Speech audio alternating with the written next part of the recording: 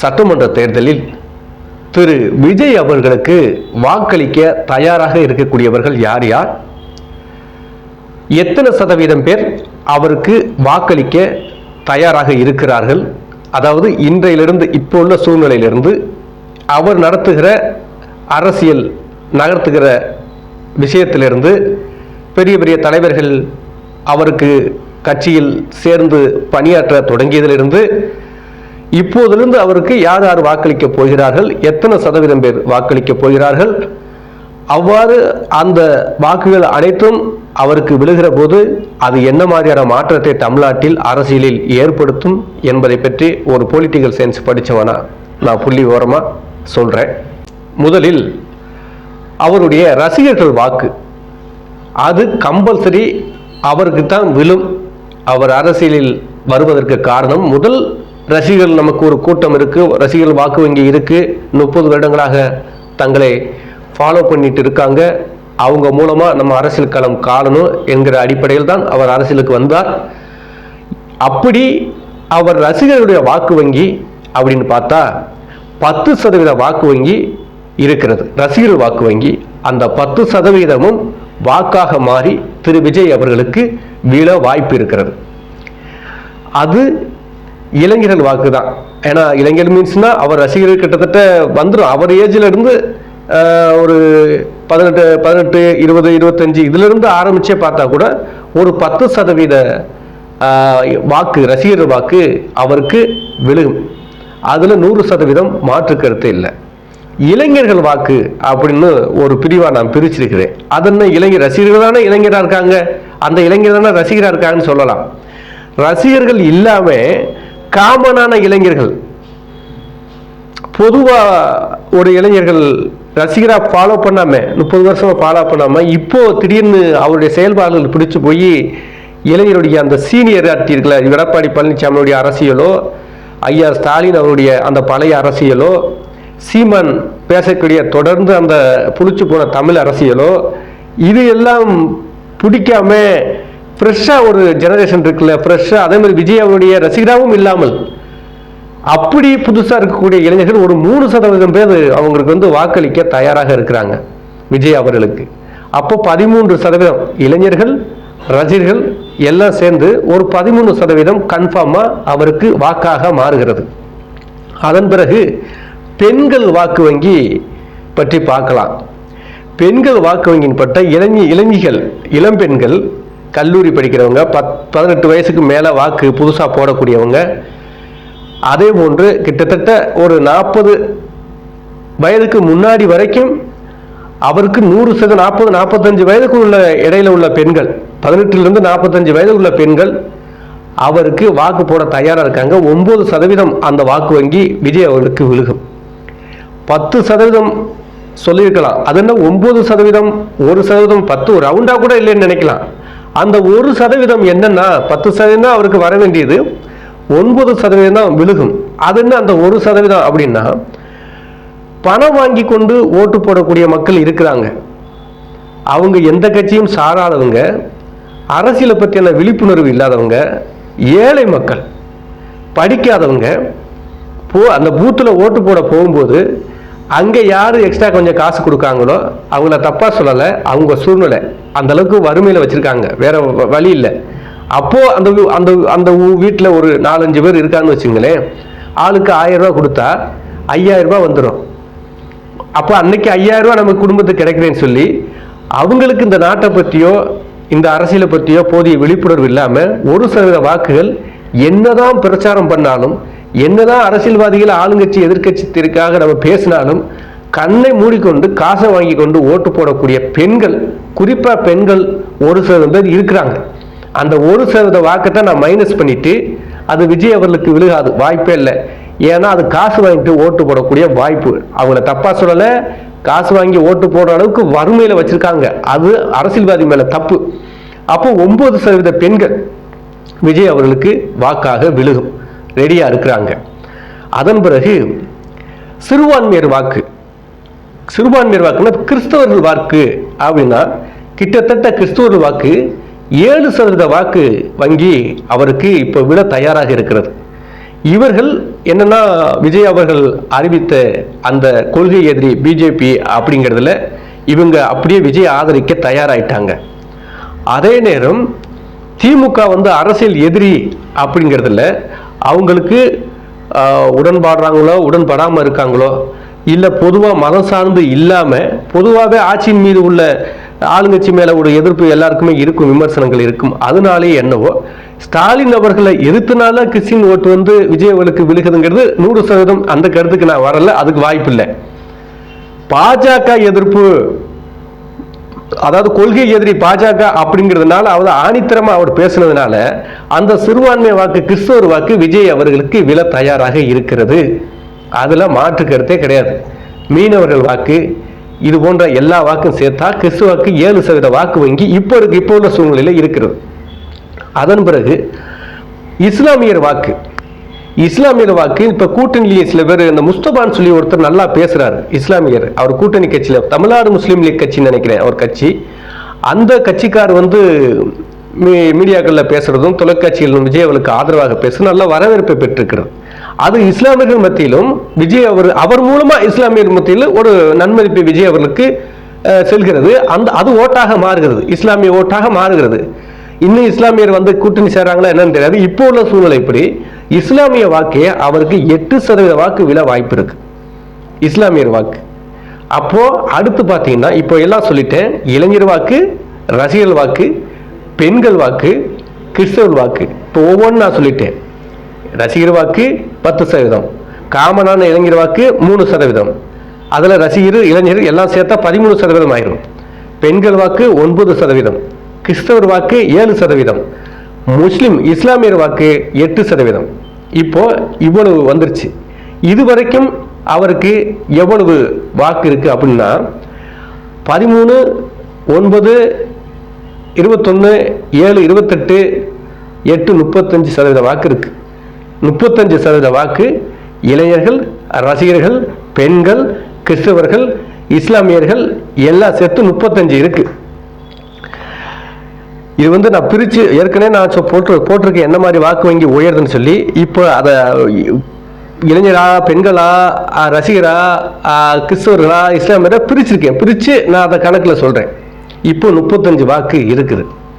இன்னும் ஒன்று என்னன்னா, நான் அது எல்லா அரசியல் தலைவருக்கும், நல்ல அரசியல் ஆழம் தெரிந்தவர்களுக்கும் தெரியும். ஒரு பெரும்பான்மை சமூகம் ஒரு அரசியலை நிர்ணயிக்கிறது தமிழ்நாட்டில். அது தென் மாவட்டங்களில் மட்டுமல்ல, இப்ப தமிழ்நாடு முழுக்க ஒரு பெரிய வாக்கு வங்கியை வச்சிருக்கக்கூடிய முக்குளத்து தேவர் சமுதாய வாக்கு கிட்டத்தட்ட 16% வாக்கு, அதாவது திமுகவுக்கு போக, பிஜேபிக்கு போக, மற்ற கட்சி எல்லா கட்சிகளுக்கும் போக, தனியா பேக்கேஜா 16% வாக்கு நிக்குது. கிட்டத்தட்ட 20% வாக்கு வரைக்கும் நிக்குது. நான் நாளை கழிச்சிடுறேன். அந்த நாளை ஓபிஎஸ் கணக்கில் இது வரைக்கும் சேர்க்காம 20% பேக்கேஜா இருக்குங்க. அதிமுக எதிர்ப்பு வாக்கு, முக்குளத்தூர் வாக்கு 4%ங்கிறது ஓபிஎஸ்க்கு விட்டுருங்க. அவர் இங்கிட்டு வராரு அங்கிட்டு வராருன்னு நிலை இல்லாம இருக்காரு. இந்த 16% முக்குளத்தூர் வாக்க எப்படி விஜய் பெற போறாரு? இது அதிமுகவுக்கு விழ வேண்டிய வாக்குகளும் உண்டு. எடப்பாடி மேல கோபத்தில் இருக்காங்க. அது இந்த டிடிவி, சசிகலா அம்மா அவங்கெல்லாம் கட்சியிலேருந்து நீக்கினதுனால அவங்க வருத்தத்தில் இருக்காங்க. எடப்பாடியை தொடர்ந்து தோக்கடிக்க ரெடியா இருக்காங்க. இந்த தேர்தலையும் எடப்பாடியை தோக்க சரியான திமுகவுக்கு ஓட்டு போக மாட்டாங்க. அப்படியும் போட்டு சில ஓட்டு போன தேர்தலில் மாறி இருக்கு. இந்த தேர்தலில் ஒரு மாற்று சக்தியா யார் இருக்கானா விஜய் அவர்கள் இருக்காரு, எடப்பாடியை தோக்கடிக்க. அப்ப அந்த முக்குளத்தூர் வாக்கு எடப்பாடிக்கு, இது விஜய் அவர்களுக்கு விழு. ஆனா சும்மா விழுகாது, சும்மா போட மாட்டாங்க. முக்குளத்தூருடைய முக்கிய கட்சியா, அது ஒரு முக்கிய தலைமையா பார்க்கக்கூடிய ஐயா டிடிவி தினகரன் அவர்கள் இருக்கு. அவர்கள் கூட்டணி சேர்க்கிற பட்சத்தில் அவர் மூலமா 16% வாக்கு விஜய் பெற முடியும். தென் மாவட்டம் மட்டுமல்ல, தமிழ்நாடு முழுக்க. ஏன்னா அந்த ஒரு ஏற்கனவே டிடிவி தினகரன் தனியா நிற்கும் போது அவர் தோல்வி அடைந்து விடுவான்னு தெரிஞ்சே 6% வாக்கு வாங்கியிருக்காரு. 6% வாக்கு போட்டிருக்காங்க மக்கள். அதே மாதிரி 5%, 4% தொகுதிக்கு ஏற்ற மாதிரி முன்ன பின்ன இருந்திருக்கு. இப்ப விஜயோட கூட்டணி சேர்ந்துட்டா கண்டிப்பா வெற்றி பெறுவார் என்பது 100% உண்மை. ஐயா நாஞ்சில் சம்பத் அவரோட ஒரு யூடியூப் சேனல் பேட்டியில சொல்லியிருக்கிறாரு, டிடிவியை கூட்டணியில் வந்துட்டாருன்னா தென் மாவட்டம் முழுக்க மிகப்பெரிய வெற்றி பெறும் டிவிகே என்று சொல்லியிருக்கிறார். அவர் சொன்னா கரெக்டா இருக்கும். ஏன்னா அவர் ஒரு பெரிய அரசியல் தலைவர், எல்லா விஷயம் தெரிந்தவர். அப்போ அது வரும்போது டிடிவி தினகரன் கூட்டணி, ஏன்னா எதுக்கு நான் இதுல சேர்த்திருக்கேன் அப்படின்னா, டிடிவி கூட்டணிக்கு வர தயாரா இருக்கிற மாதிரி தான் இருக்குது. இவங்களும் பேச்சுவார்த்தை நடக்கிறதா சொல்றாங்க. ஏன்னா அவருக்கு வேற ஆப்ஷன் போகக்கூடிய முடியாது. இப்போ எடப்பாடி அங்க இருக்கனால அங்க போக மாட்டாரு. திமுக கூட்டணியில் போனாலும் விமர்சனம் ஆயிரும். ஸோ மேக்சிமம் விஜய் அவரோட கூட்டணியில் வரும்போது 16% வாக்கு, முக்குளத்தூர் வாக்கு விஜய்க்கு விழுகும். இப்போ ஏற்கனவே 35% முக்குளத்தூர் வாக்கு டிடிவி தினகரன் மூலமாக விழுகிறது ஒரு 16. அப்போ 45 + 6 51%. 51% வாக்கு இப்போதைக்கு உள்ள சூழ்நிலையில் விஜய் அவர்களுக்கு சாதகமாக இருக்கிறது இப்போ இருக்கிற அரசியல் களத்தில். அப்போ திமுகவோட முந்தித்தான் இருக்காரு, வெற்றிக்கான நிலைமையில இருக்காரு. இப்போ உள்ள கருத்து கணிப்புப்படி அப்படித்தான். என்னோட ஒரு பொலிட்டிக்கல் சயின்ஸ் படித்தவனா என்னோட கணிப்பின்படி 51% வாக்குகள் இருக்கு. இப்போ 35ங்கிறது விஜய் அவர்கள்ட்ட நெருங்கிடுச்சு. டிடிவி தினகரனை சேர்த்ததுனால முக்குளத்தூருடைய பேக்கேஜ் வாக்கு மாறுறதுனால 51 ஆயிடுது. அப்போ நான் ஏற்கனவே வீடியோ போட்டிருக்கல, தமிழ்நாட்டில் முதலமைச்சர் நிர்ணயிக்கிற வாக்கு முக்குளத்தூர் வாக்குங்கிறது. இப்ப கட்சி வாக்கு 35% விஜய் அவருக்கு கட்சி வாக்காவே இருந்தாலும் 51% மாத்துறது முக்குளத்தூருடைய 16% வாக்கு இருக்குல்ல. அப்ப இதைத்தான் நான் டோட்டலா எம்ஜிஆர் ஜெயிச்சதுல இருந்து, அண்ணா ஜெயிச்சதுல இருந்து, ராஜாஜி ஜெயிச்சதுல இருந்து, காமராஜர் ஜெயிச்சதுல இருந்து, ஜெயலலிதா அம்மா ஜெயிச்சிருந்து, கலைஞர் ஐயா ஸ்டாலின் ஜெயிச்ச வரைக்கும் இவர்களை ஜெயிக்கிறதுக்கான முடிவை உறுதிப்படுத்தியது அந்த முக்குளத்தூர் தேவர் வாக்கு. நான் வீடியோ போட்டிருக்கேன். நல்ல அரசியல் சாதுரியம் தெரிந்தவர்கள், அரசியலை பற்றி அதாவது சாதி பாகுபாடு இல்லாம ஒரு காமன அரசியலை ஞானத்தோடு பார்க்கிறவர்களுக்கு இந்த அரசியல் தெரியும் கண்டிப்பா. அப்போ ஏதாவது ஒரு சந்தர்ப்பத்தில் அந்த மக்கள் யாராவது மேல உள்ள வெறுப்புல பேக்கேஜா வேற யாருக்காவது மாத்திடுவாங்க. அப்படித்தான் காமராஜர் மேல உள்ள வெறுப்புல அண்ணாவை முதலமைச்சராக்கி விட்டாங்க. வாக்கு வங்கி ஃபாரூக் பிளாக் மூலமா மாறிச்சு. அதுலதான் அண்ணா முதலமைச்சர் ஆனாரு. மாயத்தேவர திண்டுக்கல் எம்பி தேர்தலில் முதல்ல தேவர் கம்யூனிட்டியை சேர்ந்தவருக்கு ரெட்டையில நிக்க வச்சாருங்கிற அந்த இதுவும், பசுமன் முத்துராமலிங்க தேவர் சமாதிக்கு அவ்வளவு பெரிய சூப்பர் ஸ்டார் இறந்த அன்னைக்கு நேரில் போய் அஞ்சலி செலுத்தினாருங்க அந்த விசுவாசமும், அந்த பகுதி மக்கள் திமுக இருந்து உடைச்சு எம்ஜிஆர் வரும்போது அவருக்கு ஆதரவு தெரிவித்து அவரையும் முதலமைச்சர் ஆக்கிட்டாங்க. நான் சொல்றேன், இந்த வாக்கு வங்கி தான் அப்படி ஆக்குது. இப்போ அதை தக்க வைக்கிறதுக்கு கலைஞர் சாதகமா இருந்தாரு. அந்த தேவர் சமாதிகளில் உள்ள விஷயத்தை செஞ்சாரு. ஜெயலலிதா அம்மா அவருக்கு தங்க கவசம் அனுப்பிச்சாங்க. இது எல்லாம் ரெண்டு பேருமே திமுகவும் அதிமுகவும் மாறி மாறி அந்த சமுதாய மக்களை பகச்சிக்காம அவங்களுக்கு தேவையான உதவியில செஞ்சுக்கிட்டு இருந்தது. இப்ப என்ன அப்படின்னா, திமுகவுக்கு போகாது முக்குளத்தூர் வாக்கு. என்னன்னா, அந்த ஏதோ ஒரு மணிமண்டபம், ஒரு குறிப்பிட்ட சாதிக்காருக்கு மணிமண்டபம் கட்டி தென் மாவட்டங்கள்ல எதுக்கு இவர் கட்டி கொடுக்காரு, அவர் என்ன எம்பியா எம்எல்ஏவா அரசியல்வாதியா, எதுவுமே இல்லாத ஒருத்தருக்கு எதுக்கு மணிமண்டபம் கட்டினா, அவர் பேர் நான் சொல்ல விரும்பல அப்படின்னு சொல்லி அங்க டோட்டலாகவே திமுக மேல எதிர்ப்பு தென் மாவட்டத்தில் இருக்குது. அது உண்மை. அது அந்த அரசியல் ஸ்டாலின் ஐயாவுக்கு தெரியுதா என்னன்னு தெரியல. அப்போ டோட்டலா இங்கிட்டு எடப்பாடி மேல உள்ள வெறுப்பு, திமுக மேல உள்ள வெறுப்பு, இது எல்லாம் சேரும்போது அப்போ புதுசா எப்படி அண்ணாவை உருவாக்குனாங்களோ, எப்படி எம்ஜிஆரை உருவாக்குனாங்களோ, அதே மாதிரி விஜயை உருவாக்க முக்குளத்தூர் தேவர் சமூகம் தயாராக இருக்கிறது. இதை சாதுரியமாக எப்படி தனக்கு பயன்படுத்திக்கிறாரு என்பது விஜய் அவர்களுக்கு திறமை. ஐயா செங்கோட்டையன் அவர்களுக்கு இந்த அரசியல் தெரியும், ஐயா நாஞ்சில் சம்பத் அவர்களுக்கு இந்த அரசியல் தெரியும். இப்ப அவங்க எல்லாம் உள்ள இருக்கிறதுனால கண்டிப்பா இது சம்பந்தமான டிஸ்கஷன் வரும். முக்குளத்தூர் வாக்கை எப்படி பெறணுங்கிற டிஸ்கஷன் வரும். அதை பண்ணாமத்தான் விஜயகாந்த் ஐயா தோத்தாரு. இல்லைன்னா விஜயகாந்த் ஐயா ஃபர்ஸ்ட் எலெக்ஷன்ல சிஎம் இருப்பாரு. தென் மாவட்ட முக்குளத்தூர் வாக்கு பெறதுக்கான ஒரு ஐடியாலஜி இல்லாம தேமுதிக தோல்வி அடைஞ்சிருச்சு அரசியல்ல.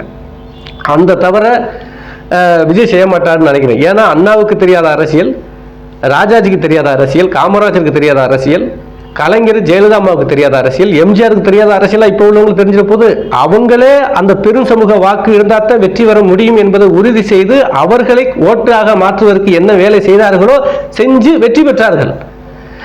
ஆனா ரொம்ப ரிஸ்க் எடுத்து ரொம்ப உழைக்கவே தேவையில்லை. டிவிக்கே ஆட்டோமேட்டிக்காவே அவங்க எடப்பாடி மேல உள்ள கோபத்திலையும் திமுக மேல உள்ள சின்ன சின்ன வெறுப்புகளும் அந்த மாற்று முதலமைச்சரை உருவாக்க தயாராக இருக்காங்க.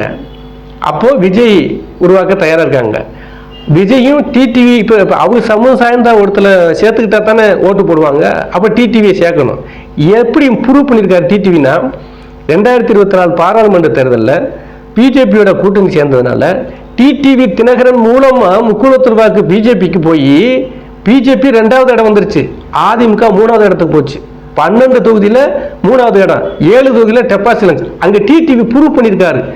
இதையாவது அரசியல் கட்சியில் உள்ளவர்களுக்கு புரிய வேணும். அதைத்தான் நான் சொல்றேன். அப்ப டிடிவி தினகரன் சேர்த்துட்டாலே விஜய் சிஎம், அந்த 16% வாக்கு முக்குளத்தூர் வாக்கு இங்கிட்டு மாறிடும். அப்போ 51% இதுவரைக்கும் இருக்கு. இன்னும் தேர்தல் பிரச்சாரம், இன்னும் நிறைய தலைவர்கள் வரும்போது, இன்னும் பாமக கூட்டணிக்கெல்லாம் வரும்போது எங்கே போயிருமே. தனி மாசா விஜய் அவர்கள் வெற்றி பெறலாம். இல்லைன்னா வேற மாதிரி அரசியல் களம் மாறும். நம்ம ஜெயலலிதா அம்மாவும் விஜயகாந்த் அவர்கள் கூட்டணி வைக்கும் போது என்னாச்சு தெரியுமா? திமுக எதிர்கட்சி அந்தஸ்தை இழந்துச்சு. எப்பவுமே திமுக தானே எதிர்கட்சி தலைவர், கலைஞரே எதிர்கட்சி தலைவர், விஜயகாந்த் எதிர்கட்சி தலைவர் ஆனாரு. அப்போ ஒரே கூட்டணி உள்ளவங்களே அதிகமான சீட்டை வின் பண்ணிட்டாங்க. அப்படிப்பட்ட சூழலும் விஜய் கூட்டணிக்கு வரும். அப்படி ஒரு சூழலும் அரசியல் களமும் விஜய் அவர்களுக்கு சாதகமாக இது இருக்கு.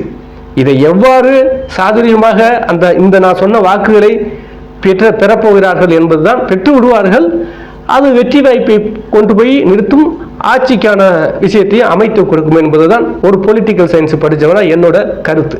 மீண்டும் ஒரு அரசியல் செய்தியோட சந்திப்போம். நன்றி.